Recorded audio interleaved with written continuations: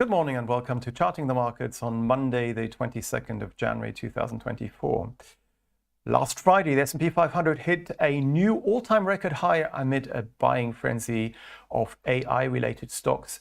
And it did so during the Fed blackout period when Fed members are no longer allowed to make official comments about monetary policy in the US.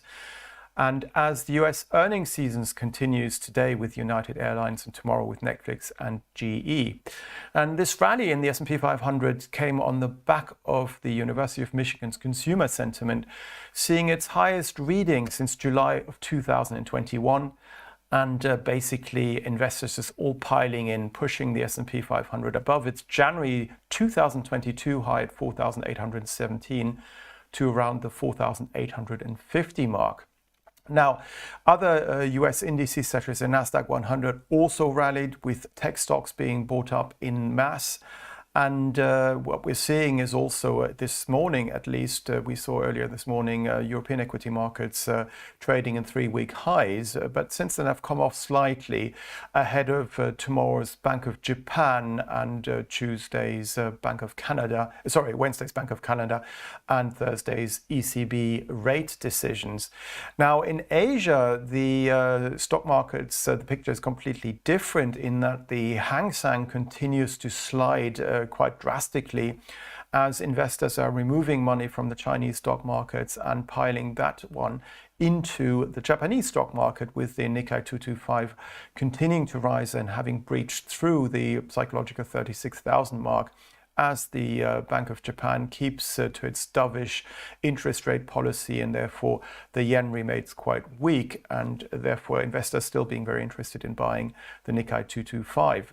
And when we look at the FTSE 100, we can see here that it is also lagging its European counterparts in that its performance is quite dismal and has been since the beginning of the year. As you can see here, we've been sliding ever since the beginning of the year, and last week fell to 7,403 at this on this daily financial bet, and are actually in the process of slipping back towards that low, and it's really not very encouraging for the FTSE 100, which continues to be pushed lower by investors who prefer other stock markets for their investments. Now, for the bulls to be back in control in the FTSE 100, what we need to see is a rise above the last reaction high, that is to say a high higher than the one to its left and to its right on this daily candlestick chart. And that was made on Friday. As you can see here, we had this doji candle formation where the close is exactly where the open was. And you get this pattern here, which basically denotes indecision. But since the trend is clearly pointing down with a series of lower lows and lower highs, the odds are that further slippage is likely to be seen unless we take out Friday's high, which was made at 7,523, and do so on a daily chart closing basis. So further downside possibly being seen with regard to the FTSE 100, and really good support comes in at this support line going back to October of last year, around 7,411. And also the late November and early January lows together with the early October lows at 7,403 to 7,384, providing really good support going forward. Now in Germany, in the German stock market, the picture is more bullish. As you can see here, we've had a very nice advance at the end of last year, take us to around the 17,000 mark in mid-December. And since then, we've also seen a corrective move lower as investors are reassessing rate cut expectations with regards to the European Central Bank. And we'll see what the European Central Bank has to say on Thursday of this week. But we can see here that potentially we formed what is called an ABC 80 wave correction at last week's low at 16,344 on this daily financial bet, and provided we stay above there, further upside may be seen, perhaps in line with the US equity markets, which are gunning for new all-time record highs.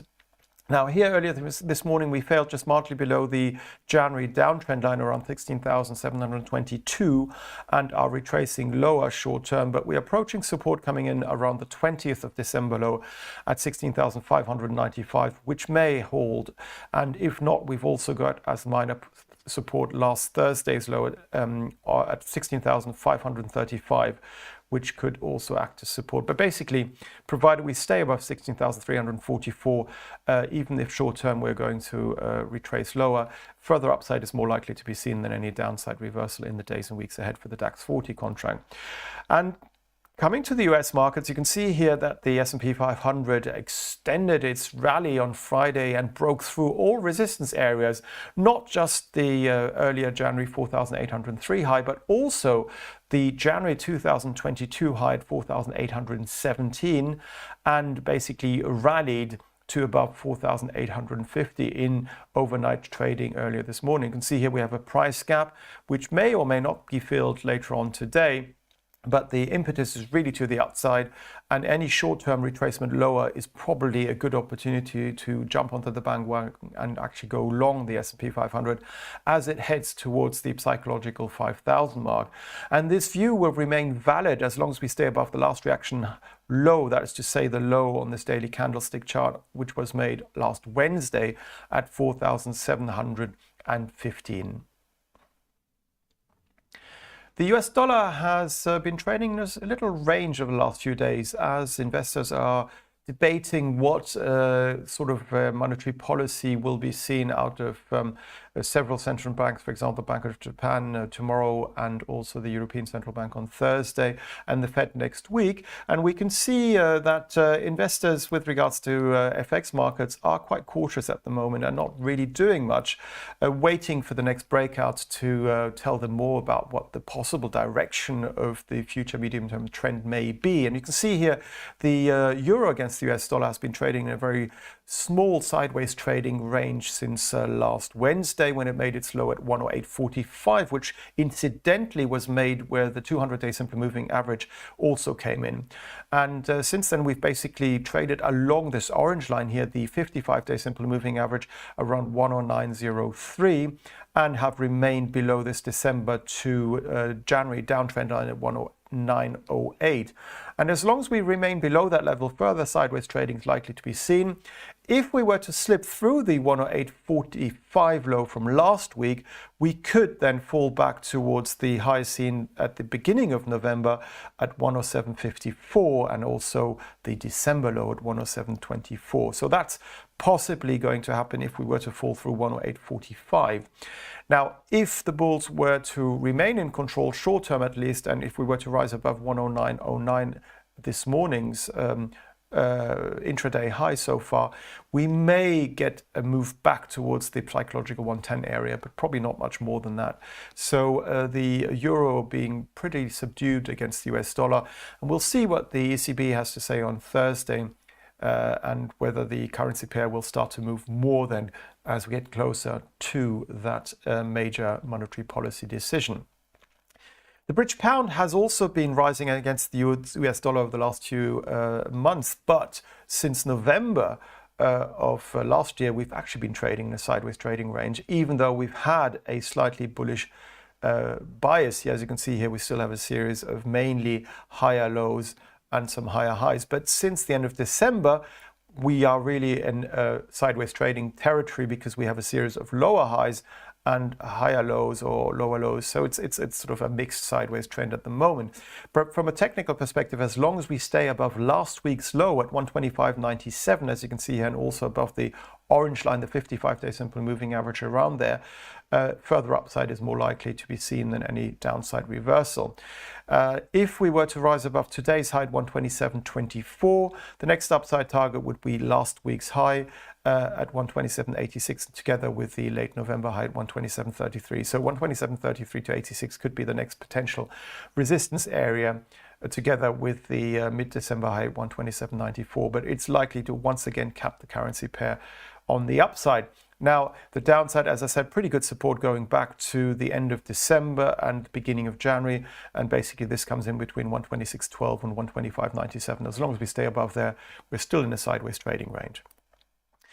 Now, I mentioned earlier on the Bank of Japan and its monetary decision tomorrow, which is likely to see the Bank of Japan sticking to its dovish stance And on that, you can see here the US dollar is appreciating quite strongly against the Japanese yen, which continues to depreciate, even though we're seeing a lack of upside momentum at the moment with regards to this currency pair as we're approaching the psychological 150 mark.